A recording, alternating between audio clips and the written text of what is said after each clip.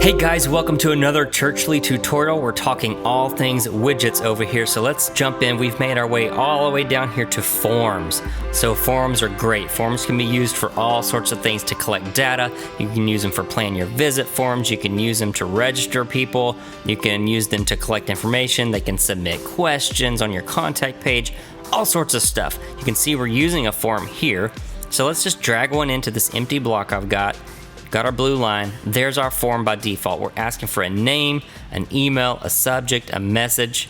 While we're here on the idea of formatting, see these all go fully across the size of our column, okay?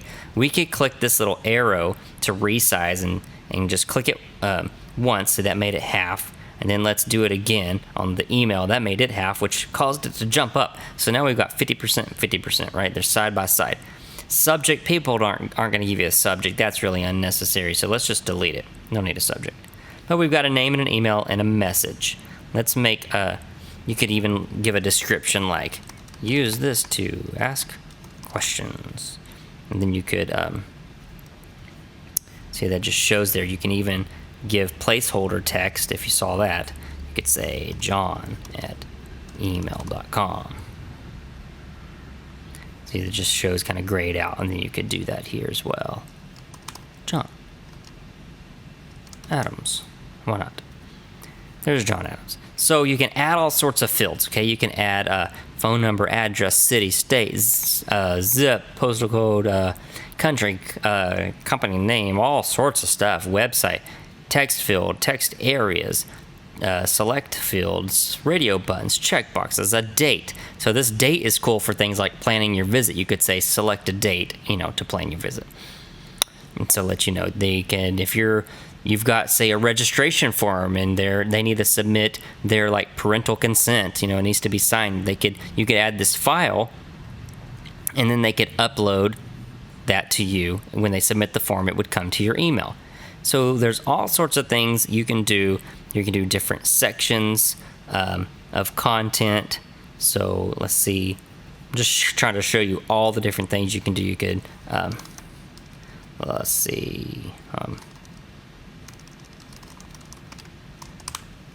So that's just like the name of the section. You can name the section, which is kind of cool.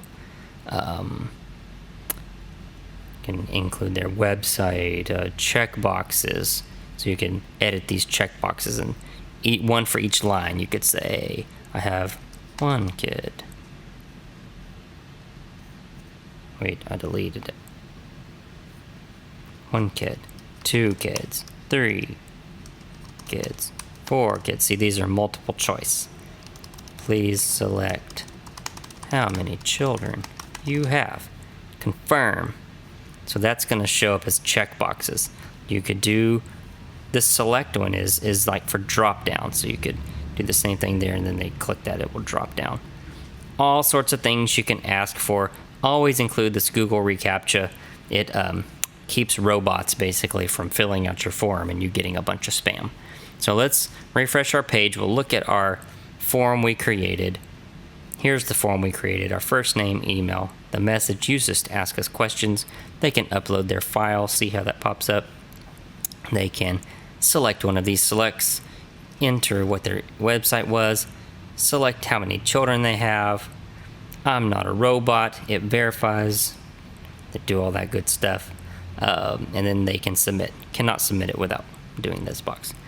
So that's a form. That's kind of the basics of a form. Now let's come up here to edit the settings of the form. Let's click on this. So the form, let's give the form a name. Because every time someone fills out a form on your website, it's going to appear in this engage section. And so the name of the form, you'll want to be very clear what this form was used for. That way you can see where submissions were coming from. So let's name the form, Kids Camp. Why not? You want to be notified every time someone fills out the form. So you'll put in your email here. And the button, let's say send instead of submit. You can show them a message that just says, thank you, or you can type something special here. Thanks so much for submitting your application, da da da da da. So now that says send. What else do we have? Styling. We can style the labels. We can change the color of them. They can be orange. The field background can be black. It can be light gray. It can be whatever you want it to be. Let's see, the border radius. You could make them all circle, which is kind of cool. Let's change the font to Lato or Montserrat, which is our kind of theme color. We can scroll down. See, we can style our button. So we can make our button round because all of our other buttons are round. We can make the padding bigger because all of our others were bigger. We want to try to match the style, right? So we could do orange. And the button is center aligned. That's fine. You can do it full width as well. Hover is grow. Want it to grow when you hover. So these are just some of the things you can do with a form to customize the look and feel. See all this rounded stuff we've got, right? The buttons. So here's our rounded form. I like what we did. It's cool.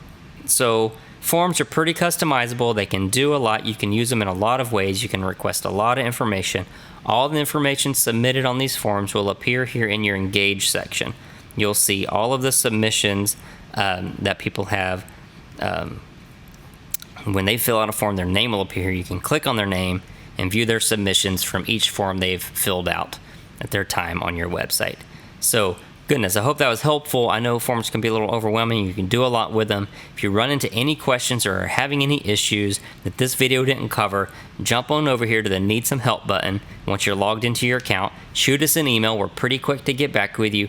Or if we're available for chat, it will appear here.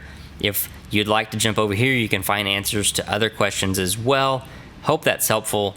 Look forward to seeing you in the next video.